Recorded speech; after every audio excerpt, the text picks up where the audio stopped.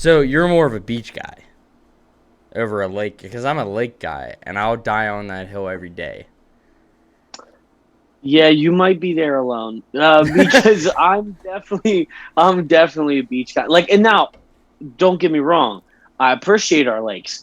I appreciate every body of water. I'm talking oceans, lakes, rivers, creeks, ponds, whatever. I'm a big water guy in general. Also, my favorite beverage, typically not from those bodies of water, but I love water. Um, but all in all, like I'm in favor of all those things, right? Because I love going to the beach and visiting the beach. I lived in the mountains, so I was around a Mm-hmm. lot of lakes and things like that, right? So Mm-hmm. I have appreciation for all of the above. But yeah, dude, I might be the one to leave you dead on that hill of lakes over oceans. To me, I am such a big ocean guy. My whole sleeve is ocean shit. I like that is where I want to go to vacation. That is where I hope I end up to live someday. I'm definitely beach over lakes guy. What made you like what I just and I'm not saying that you're wrong because everyone is entitled to their opinion and I still love lakes, but why are you a lake guy? Like So, over so ocean. with the lake, you get everything that you get out of going to the beach, except you don't burn your fucking feet, you don't get sand everywhere, and just walking in sand by itself is already kind of a pain in the ass. You always get so fucking tired trying to get from the beach to your house because you're carrying 17 different goddamn things, and it's just overrated. You have everything that is at the beach minus the sand and the bullshit is at the lake. So why not just go to the lake?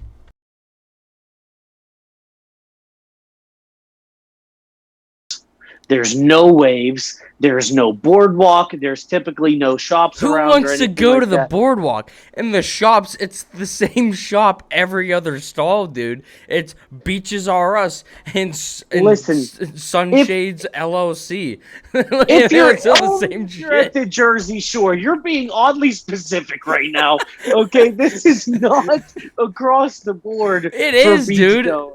But if one of those stores sells out of the ones you want, guess what? You go 2 blocks down, they're there. Okay, so they're just backing up each other. And sure, there's one every block, but there's at least one different struggling store that needs your help in between each one of those. Okay, so I'm here for the community and for the Oh, you're gonna pull people. the small business Uh, card right oh, now? absolutely.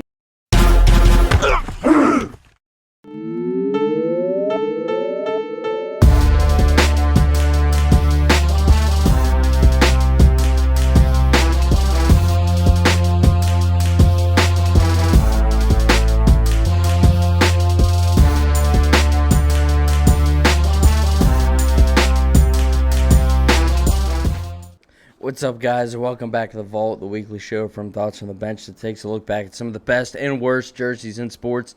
With me, as always, he's back. He's back. He had a 1 week vacation, well earned, but he's back. Mr. Benny Buckets, how's it going, man? It's going good, man. I had a nice little time off. Thank you, Chip. Chip did in what would that be? Retrospect or backdated my PTO. Yeah. So I got that all approved. Thank you, Chipper. I had a wonderful time. It was truly like a good, smooth, worryless vacation. But now I'm ready to hit the pavement, get back running with my boy. Awesome. No, obviously, like, I don't know why. It was really only 1 week, and it's not like we're doing it in person this week, but, like, I was really excited to just have you back on because Deke did a good Well, job. thank you. He did a good job, but like he's not Benny Buckets. You know the chemistry. Listen, You know. it's and I think it is odd because Deke is my elder. And you don't see this very often, but Deke's been trying to beat me for years. I can't I can't even say that with a straight face. Deke, you did great. Thanks for filling in, buddy. No, I appreciate the top coverage from our CEO. You did call him up from the minors, Mm-hmm. and he delivered. He He did. delivered. So So I will say that Deke was not my first call.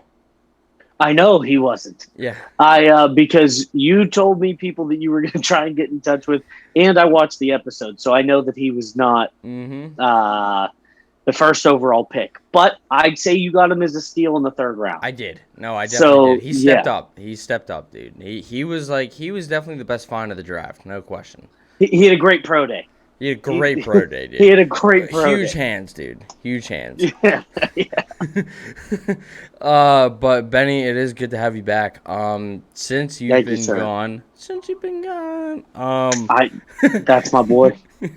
A banger. I want to talk about a few things. So since you have been on vacation, Celtics beat the Heat. I already and I just had to bring it up. I don't want to rub your face in it. I really don't, because it was a good series. It really was. It was a tough loss in Game 7. I'm not gloating. It was a good series. It really was.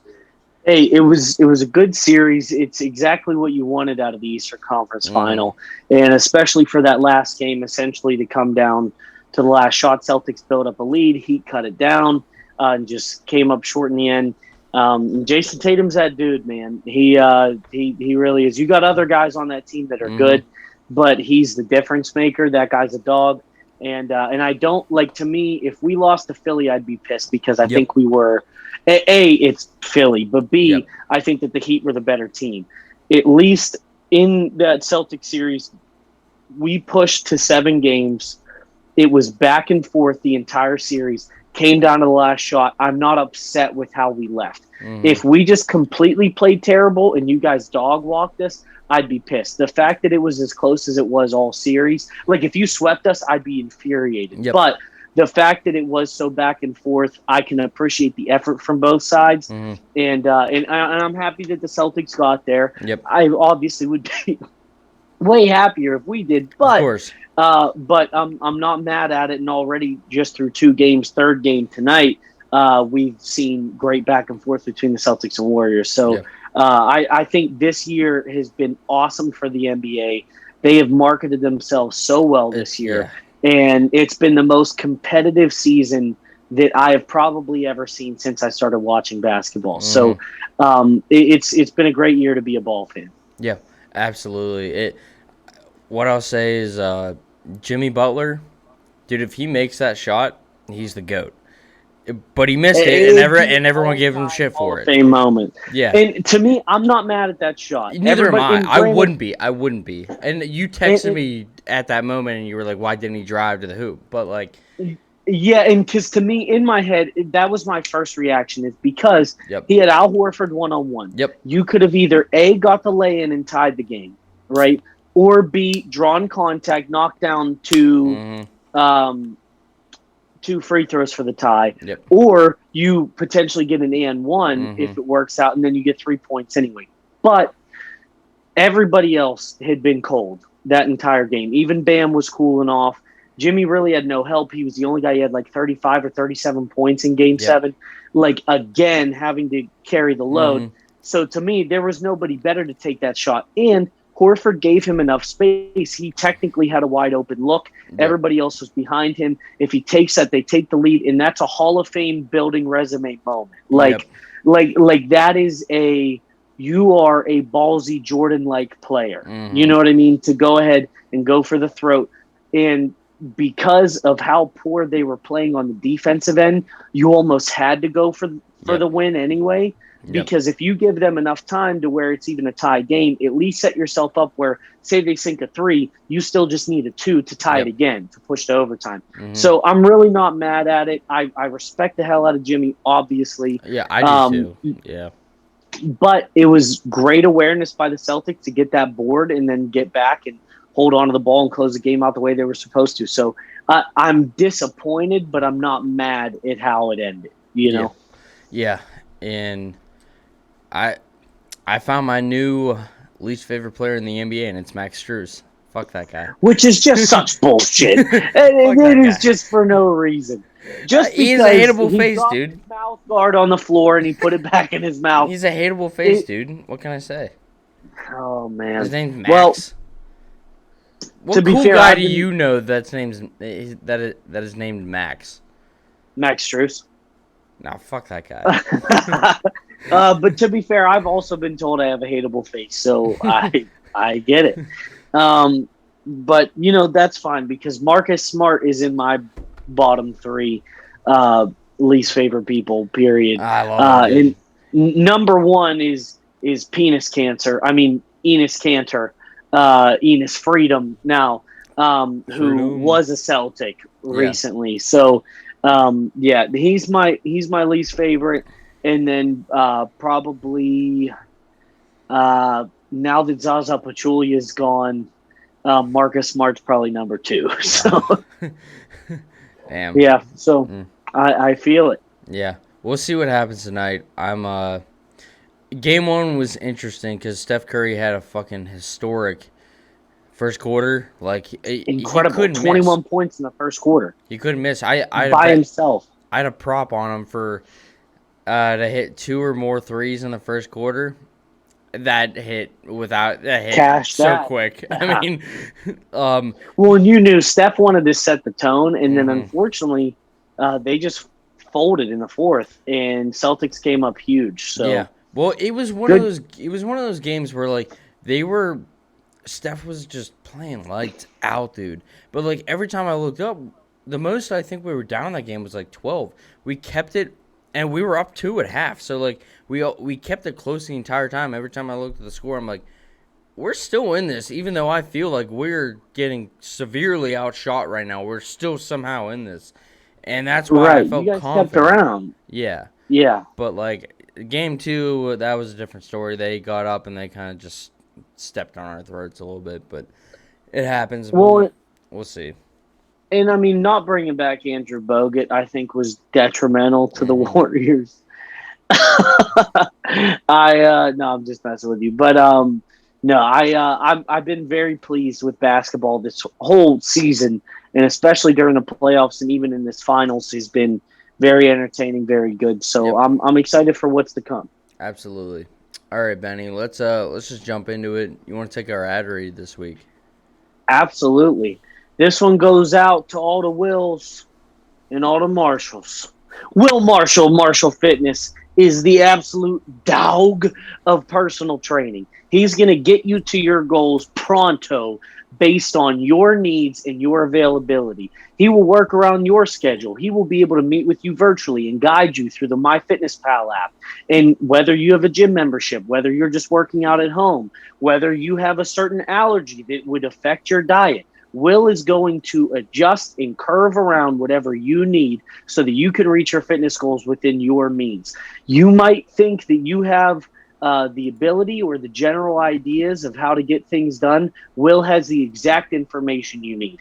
He's not there to do something for you. He's not there to sculpt you in his image. He's there to take what you are giving to him, take that information, and build you into the person that you want to be with the proper guidance. And there's nobody I would trust more than Will Marshall. He's proven it. The guy is booked solid right now with clients because he's so successful. Be the next on that list and fix your life with Will Marshall at Marshall Fitness. Absolutely. Denny, I guess, has been killing it with Marshall Fitness, and like you said, he's booked up right now. So go check him out. I can't say enough good things about the guy. But this week's topic brought to you by Marshall Fitness. We're doing the best fits worn by head coaches in sports. So a little bit of inside baseball. I texted you last night, and I was like, and I'm not gonna say the topic because we're gonna save it. Right, a specific topic. Yeah, I'll give you a hint for the people out there watching. It was round two. It was a part two of something we've already done. I'll leave it at that. Something that me and Ben immediately were like absolutely. He was upset that I even had to ask him. Yeah, I sent you a gift or something. Like, Yeah, you really have to ask? Yeah. yeah, but you texted me back pretty quickly, and you were like, "Wait, hold up, maybe we should say that for us to do in person." Because it's going to be electric. It is. That's, It yeah. is. And I was like, you're absolutely right. Ben sent this one back, and Ben, I'm not gonna lie, this one I think would have, based on our picks, this one would have been almost as good in person. In I'm not gonna person, lie. right. And that's when I sent mine to you and I really started thinking about it. And then I saw what you said back to me. I was like, this would have been good too.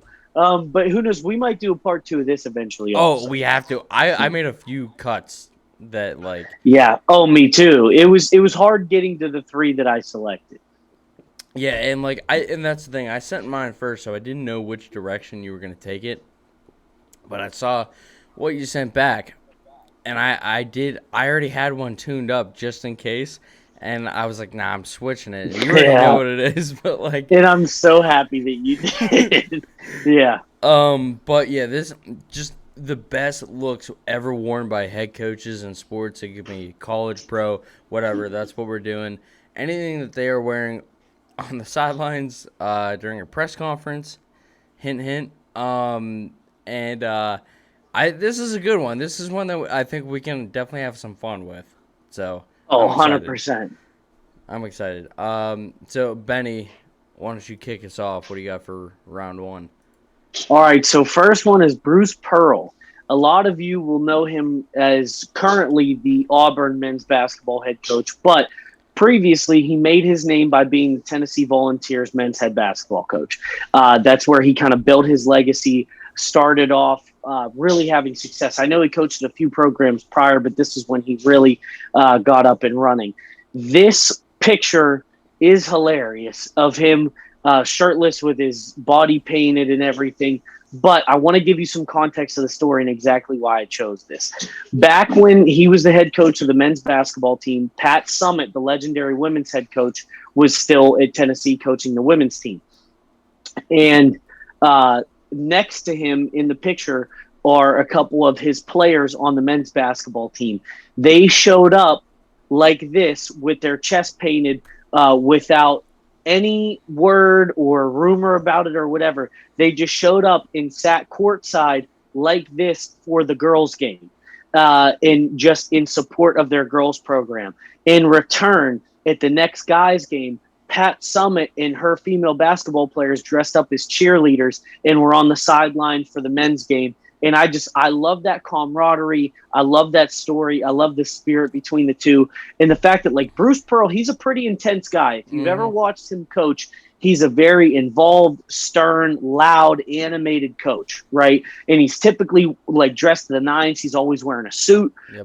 like, very well-dressed guy. And to see him kind of break out of his comfort zone and be silly and be more, I don't know, just seem like a real person at this point rather than, I'm sure people at some point in your life, if you played sports, you know a coach who you think that's all they are, that like they can't even have normal conversations with people because they are just in coach speak at all times. Whereas that's kind of somebody that I viewed Bruce Pearl as until this event. And then ever since then, I've been such a big fan of his. I just think that it's so awesome that he did that for Pat Summitt and for the girls' team, and that they reciprocated and showed the same type of love and energy in return to them at their next game. But bottom line, seeing Bruce Pearl with a headband on and his body painted up is just legendary for a elite men's head basketball coach to be doing. Like, imagine Coach K doing something like this. You know what I mean? It's not going to happen. Yep. So I give a lot of credit to Bruce Pearl, and this one had to get thrown on the show. Absolutely. So whenever we came up with this topic, immediately you said I'd call Bruce Pearl. I thought that you were just gonna go with the orange blazer. That was his look at Tennessee. He had the orange blazer, and I thought that's where you were going with it. I mean, I love the pick. It's just way different than what I thought, and there's a reason behind it, which is awesome. I think there are more football coaches that would do this than basketball coaches. Agreed. In my opinion, but still not like that many. You know what I mean? No, like probably like Coach O. I could see James Franklin doing it. I really could, because he's James all about Franklin Penn State. could, so like, but Coach O loves taking his shirt off. Yeah, and Coach O would definitely do saying, it. "Hey man, we gonna show up at the girls' basketball game. Say, go Tigers." That's what's gonna happen there. Whereas James Franklin, I see him as a high energy guy too. I could see him doing it, but just for two different reasons. Exactly. I think. But Bruce Pearl, man, he gained so much respect for me after he did this, and I mean, it is a hilarious thing to look at. So I just I had to get this on. Yeah, I feel like, dude, I remember back in the day when Pat Summitt was still coaching. She was like one of men's or women's one of the best coaches of all time. Like, she is Yeah, and I think absurd. between like if we're talking just women's basketball, Mm-hmm. it's her and Gino Yep. Auriemma. Like those two alone Mm-hmm. are the two goats of women's basketball for Mm-hmm. sure. 100%. Yeah, and just to have Bruce Pearl and Pat Summitt together at the same school At at the the same same time, time, at the same school is crazy. it's insane to think about. Insane to think about. But great first pick. Um, Thank you, thank you. uh, What do you got? so so so there's a lot of backstory on this one. So as a college football fan, I'm sure just like a lot of college football fans out there, I know exactly what this picture is. But if you don't, there's a story behind it. I'm not making fun of a random head coach in a neck brace. It looks like he got banged up pretty good, and he did. Bobby Petrino, back in, what year was it, 2012, he got in a pretty serious motorcycle accident, came to the press conference a few days later, ready for practice. I think it was spring practice at the time. He was ready to go, and he answered some questions. It seemed all business. He actually had like a pretty light tone. The press conference had a pretty light tone about it, right? But you can see he got banged up pretty good, right? Few days passed by, and this shit just exploded. So what actually happened was, he had his mistress on the back of his motorcycle, and he crashed it. This mistress was a 25-year-old former Arkansas volleyball player, that also got hired to be on the PR staff at the University of Arkansas. There's a lot going on here, and knowing that, like, this picture was taken before all that came out, and he was eventually fired. Knowing all of that, this picture is one of the funniest and most notorious pictures in the history of college football, because this guy shows up not being able to move, acting like everything's just okay. Meanwhile, his 25-year-old mistress that he hired to be on staff for the football program was on the back of his fucking motorcycle. This guy, Bobby Petrino, is wild. Like, he is legendary for just being just One of the crazy most bad. confusing people Yeah. of all time to be in the spotlight. Like, and for those of you who don't know, like, the full backstory, like, Bobby Petrino quit an NFL coaching job to go to Arkansas, like, in the middle of the year. Like, just out of nowhere was just like, yeah, I'm going to leave the NFL, go coach at Arkansas. Woo, Pig City. Like, just out of nowhere, bro. I remember, like, people, like, seeing the press conferences of, like, with people like D'Angelo Hall was on the Falcons at the time. Yeah. And when they were like, hey, so how do you feel about Bobby Petrino's coaching transition? He just said, what the fuck, man? Like, it was like nobody understood what this guy was doing ever. And then the fact that the real story came out about his accident after the fact makes this picture so much funnier. And I get it. You never want anybody to get hurt. But I think there's a lot of people who are okay with this. Yeah. And just because Bobby Petrino made himself one of the least likable people. But I love him simply because this guy is a human form of Russian roulette. You never know when that gun's going to go off at any time, because like you said, he is one of the wildest people in sports history. Well, yeah, dude, and he eventually went to Louisville, or sorry, not Louisville, Louisville. I meant to say U of Louisville. He went to Louisville, got fired after being like 2-10, and he now just has such a stink on him, because Arkansas was really fucking good. Yeah. The year prior to this happening, before he got fired, they were really good, and he was at the time a good head coach. I think now he's at like Missouri State or some shit. If he's even still there, he might have gotten fired. Yeah, maybe. I don't know. But I want to read you a quote. So this was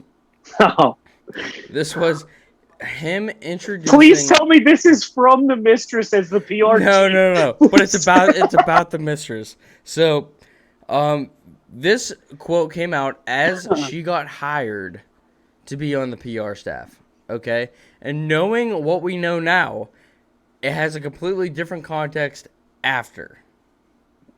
I had to swallow my beer first Okay. so that I don't spit it out. Yep. Go ahead. Yep. Jessica Durrell will be a great addition to our football program. As a former student athlete, she has an enthusiasm for the Razorbacks and is familiar with what the University of Arkansas can offer. She's extremely organized and has a professional approach, which should translate well into our program and recruiting as we continue to place an emphasis on this area. He placed an emphasis, all right, for sure, dude. What just an absolute He's a idiot! Like, dirtbag, dude. He's a yeah, dirtbag. like from career decisions to life decisions. Like the guy is just, oh man, this is hilarious. The fact that you put this on here with the bowl hat on and the damn neck brace, like, It was just. I mean, It wasn't what funny. is that? Is that an Allstate? All say Sugar Bowl hat. Yeah. Sugar Bowl hat. Yeah, Yeah. yeah, yeah. It was just funny because, like, again, in the moment, it wasn't funny because it was like, oh, this guy, like, escaped death, you know? But Right, looking right. back, it was so funny how he showed up to this press conference, not being able, you just walking like this the whole time, just knowing that it was, it was almost definitely because he had his mistress on his bike that he crashed. Oh, 100%. I would have loved if he like fully explained the situation because like I mean like in depth because I could only imagine. You know, it'd be like, hey man, those Long Islands got super long down there at Applebee's and just took a couple left turns after a few $1 drinks and margarita pig suey, here we are in my neck brace. Like, dude, the fact that he was so bold about everything, Yeah. and then trying to like show up and almost like, because to me, almost kind of seems like playing victim, but because he was so solemn in the interview, I don't know, or in the press conference, like I don't know, Yeah. He's hard to read, but he's definitely a piece of shit. Like, I mean, like there's no doubt about it. Dude, so the recent so Brian Harson, he's now the head coach at Auburn. His situation, it wasn't quite as funny, but like he was at Boise State before going to Auburn this past year, and he brought some secretary or PR person with him, a girl with him from Boise State, and they were having an affair the whole time. And it was just like it was big news in the college football world for a few days. The only story in the college football coaching world that is funnier than this one, and Ben, tell me if you've heard this one before. It's the University of Texas assistant coach. Dude with the monkey. Dude with the pet monkey. The pole assassin, bro. The pole assassin. There's so many layers to that fucking story. It is unbelievable. It is so. Do you remember dude's name? No, I don't. I don't remember the guy's name. Because we need people. It would take too much of our show to explain the whole thing. So you just need, everybody needs to just go look this up. Yeah, I'm trying to the poll is so but Cliff Notes. There was University of Texas assistant football coach. He had a maze for Halloween in his backyard, and his pet monkey ripped a kid's face off. After some people started looking into it, there's a lot more to the story. Essentially, when he was at Alabama, he left his wife and family to start dating a stripper whose nickname was the Pole Assassin. The Pole Assassin. You heard that right. The Pole Assassin. And her onstage act was with a monkey. This same monkey that ripped the kid's face off, who also happened to be on the Jerry Springer show. There's a lot of layers to this story, dude. Literally, if you Google Pole Assassin Monkey, you'll find the story.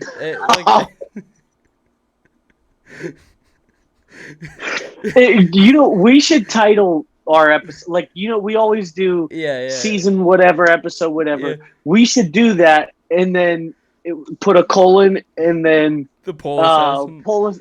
Pole Assassin Monkey. Yeah. That should be the title of the episode. Dude, what a hilarious story. This guy, in a nutshell, was he just single and this was who he was dating, or was she a mistress? No, so when he was a coach at Alabama, He had kids and a wife.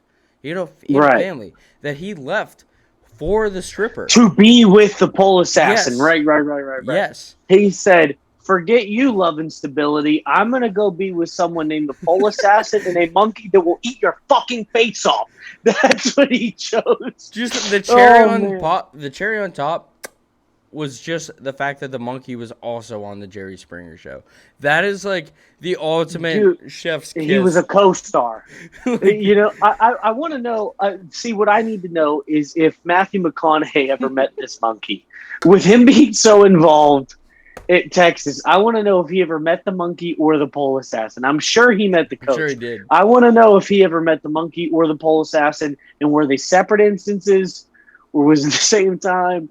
Dude, pole assassin monkey title this episode. That's it. The only reason that guy was not on this was because he was not a head coach. I would have definitely put that guy's Oh, he would have had headshot to have right been. there with no question. But I couldn't. Anyway, Bobby Petrino, dirtbag. Benny, what you got for your second pick? All right, number 2. I'm going with. Listen, all I have to say is, ladies, get you a man who can do both. Okay, because right here on the right side, on the right side, you got Jack Del Rio, who I gained a lot of respect for during his coaching career, because I think only him and Mike Nolan of the San Francisco 49ers were the only 2 head football coaches in the last 20 years that wore a full suit on the sideline head coaching. I think it's got to be unbearably uncomfortable, but it's a classy move, with the little Jaguars pin and the teal tie that fits, right? And then you slide over to Bad Boy Jack, okay? And he's got a leather jacket like he's in a biker gang with the damn Jags logo on there. You know that's custom made. The Jags were not just pumping out members-only leather jackets with the Jaguars logo on there. It just wasn't happening. And in the pictures I chose for a reason, because he's pulling off the slick tear, stoic bad boy look in the leather jacket, and he's got just the most cornbread ass dumb motherfucker grin on his face with the classic white person thumbs up. Super Caucasian to bad boy Caucasian. He puts the cock in Caucasian. I love Jack Del Rio for this. The fact that he had both of these looks, and I remember texting you specifically, I need both of these pictures up, okay? I needed them both up to show Jack Del Rio can clean up. He can be nice. He can meet your parents. Then as soon as you leave dinner with your parents, he's taking you out to drinks, and he's taking you on a ride on his hog, and he's going about town showing you that you're his old lady, okay? He can do both. I love Jack Del Rio for this. I think he was given the short stick as a coach, but let me tell you, by his style, dude's got the big stick.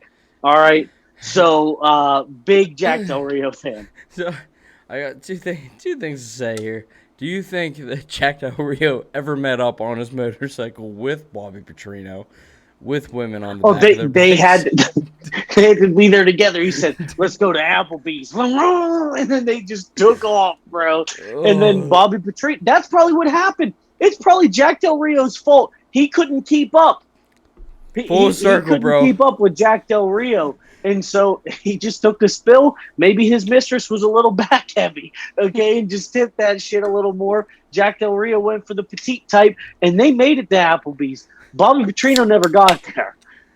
So listen, maybe Jack just never got caught. Who knows? I feel like I'm throwing a lot of slander that I'm not meaning to at Jack Del Rio. Yeah, but same. That was my fault. I put that onto you. I nothing. But Jack, look, man, in my book, I love you. I love you, Jack. So I'm a big Jack Del Rio fan, and I needed his dual personality to get thrown up on the show. Yeah, wasn't he? He was what, like the head coach or the DC in Oakland, and he was pretty good. I think both. He was the DC, and then he was the interim. Okay. Yeah. for a while. I think whenever Cable got fired, when Tom Cable got Yeah. fired or something like that, Mm. maybe. I don't know. I could be wrong with Mm. that, but it was something like that. Mm. But yeah, man. And I still think he's a good coach. He's I think decent. He's not the worst. no, He I mean, he's the type of guy that obviously looking at this, I would want to play for. 100%, dude. That's for sure. Just to see who is he gonna be tomorrow?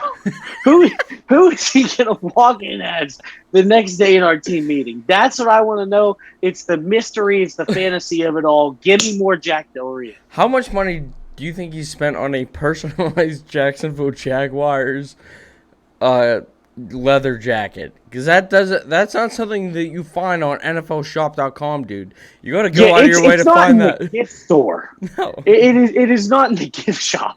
Okay, this is something that he went out of his way, right? And he went up to his biker buddies and he was like, "Hey, where do you get your patches sewn on at?"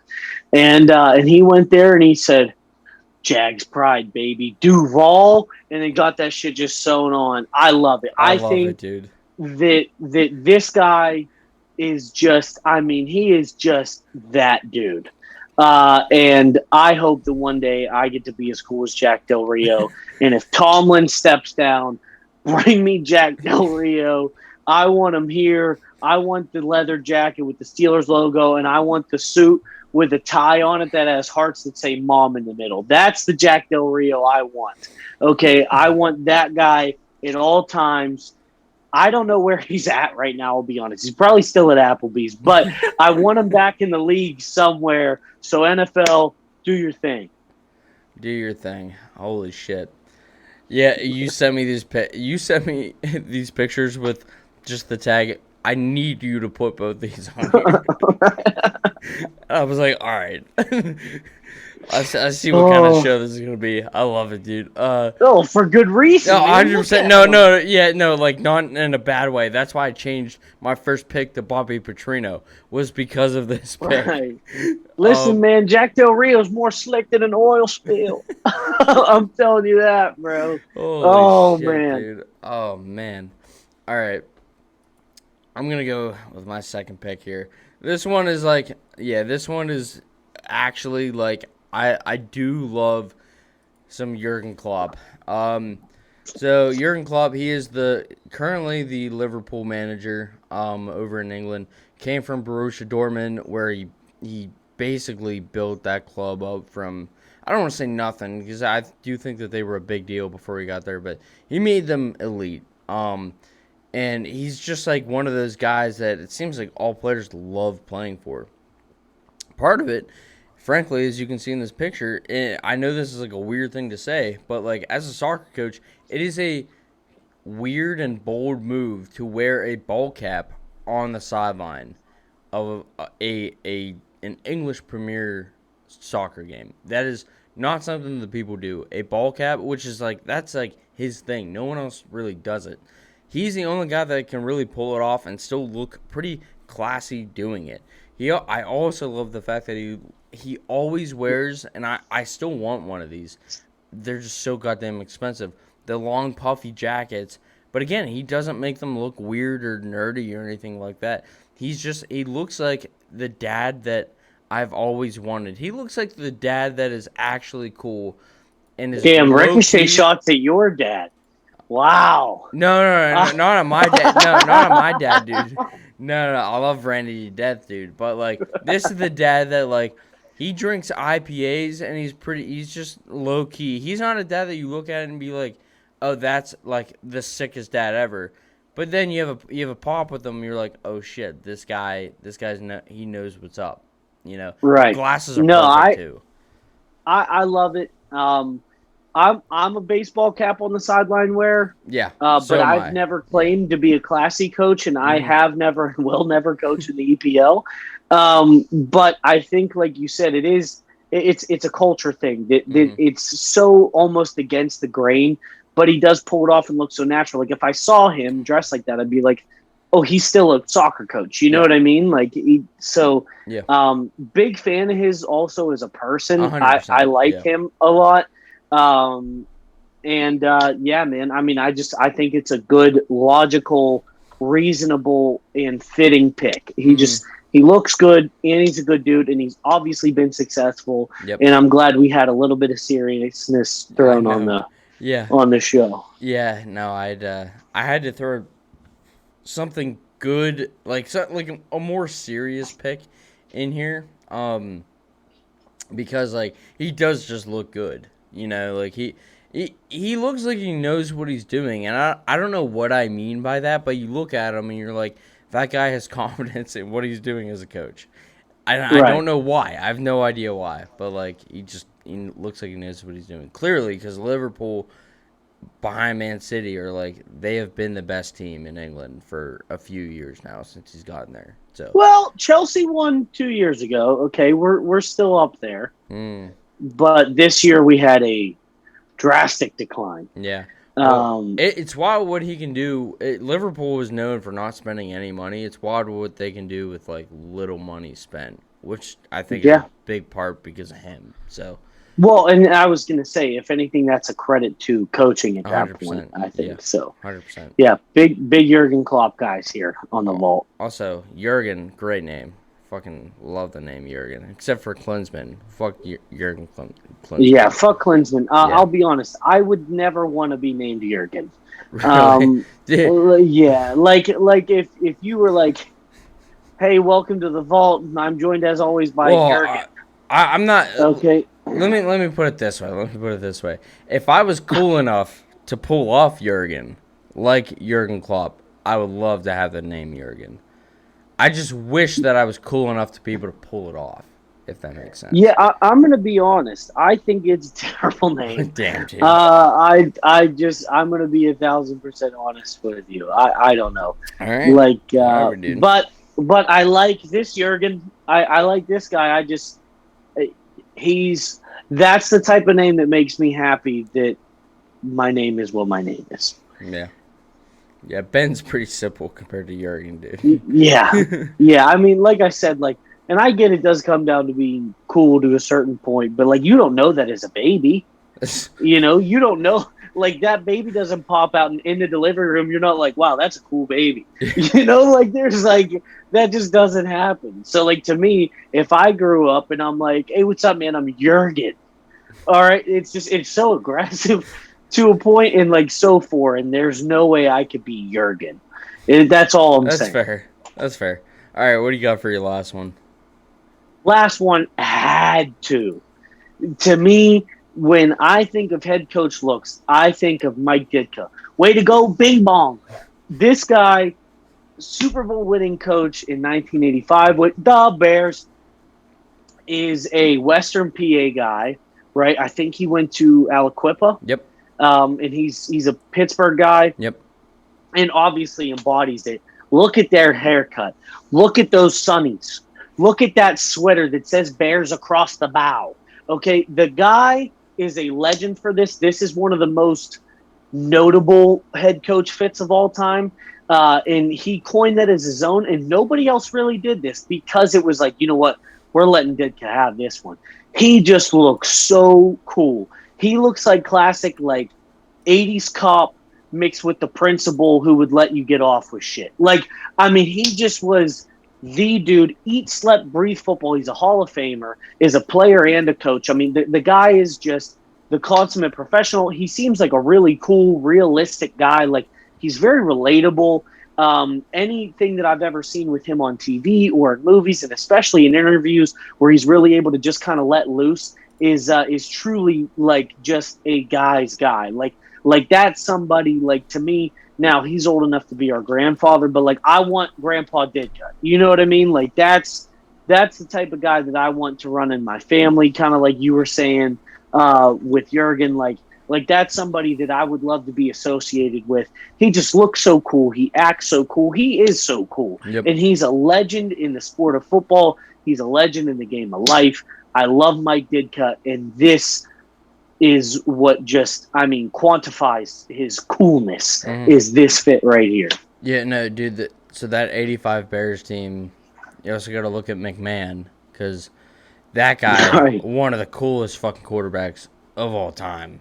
Like, Jimbo. Jim McMahon is a boss, dude. Like he was diesel out there. He was one of the guys that probably like him and Ditka. Big year for sunglasses. Big year for big sunglasses, dude. Like Yeah. 100%. But yeah, dude, the vest is iconic, 100%. And he did it in like a blue collar way too. Obviously, being from Pittsburgh, that's what he did. That's who he was. But like, yeah, I don't know. Between the stash, the sunglasses, and the hair, and of course the vest, like that is like the most Midwestern but also kind of cool look you'll ever find. Right. You know what I mean? Like it's And hard he was to. all business too. Oh It's yeah. not like he was like a goofy coach. Like he was football, football, football. Like he was the guy. 100%. He also probably got a pretty big boost in our generation because I don't know, dude. One of the first times I heard Mike Ditka's name was in Kicking and Screaming. So Right, and that's huge. I had to give him the old way to go, Bing Bong. I wanted to use the juice box line, but that's more funny because of what Will Ferrell does, Yeah. as opposed to Mike Ditka. But Mike Ditka's awesome in that, and even him taking that role and being in that movie adds to the credit of me liking Mike Ditka because, like, now the older you get and the more you learn about Mike Ditka, the more that you almost would think that that's so out of his comfort zone. Oh, yeah. And the fact that he did it made me like him so much more. Dude. And he did so well. He did so well. His back and forth with Robert Duvall is one of the best in comedic movie history. Like, dude, I love it. It was insane. Yeah, huge Mike Ditka fan. Huge fan of the fit, and that's why I made him my last submission of the week. Absolutely. I love it, dude. Ditka's sick. I wish, like, as much as I like Coach T, man, if we could bring Ditka back to his glory days and have him be perfect fit, honestly. Like, oh, he would fit the Steelers so well. Yeah. I'm kind of surprised that he never made an attempt to come over. I guess by the time it was vacant, because, like, I mean, Cowher was there, like, kind of during his Bear stint or right after. Yep.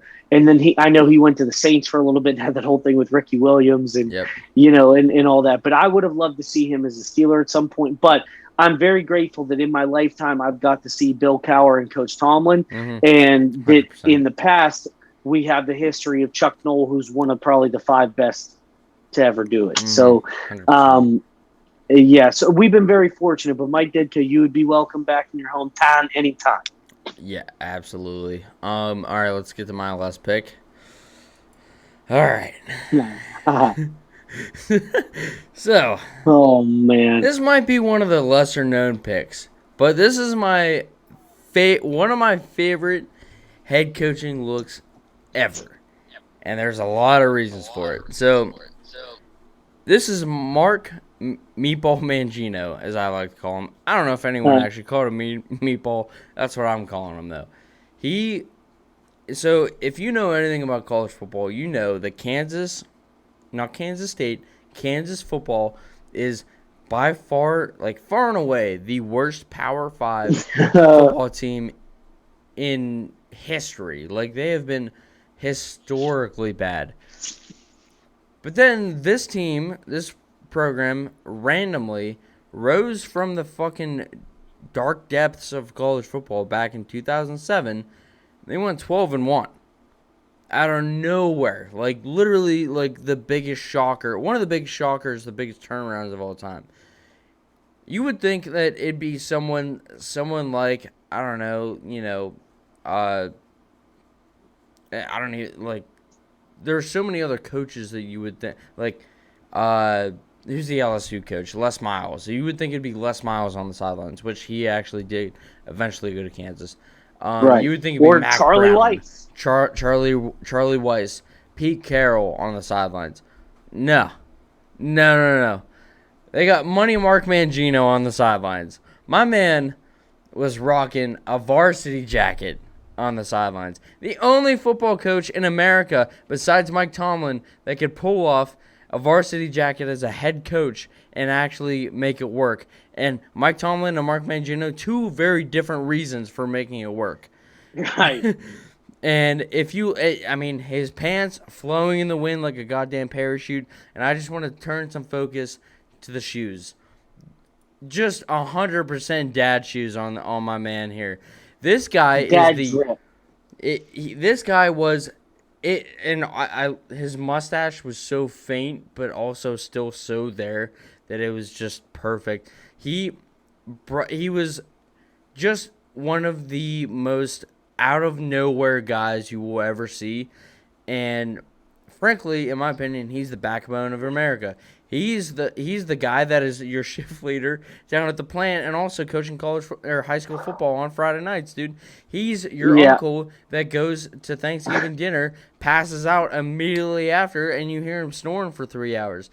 This is the guy. This guy is America. This guy is who I want to be with on Saturdays during college football. Mark Mangino is college football. And every time you talk about the 2007 college football season, this is what I think of, which is hilarious.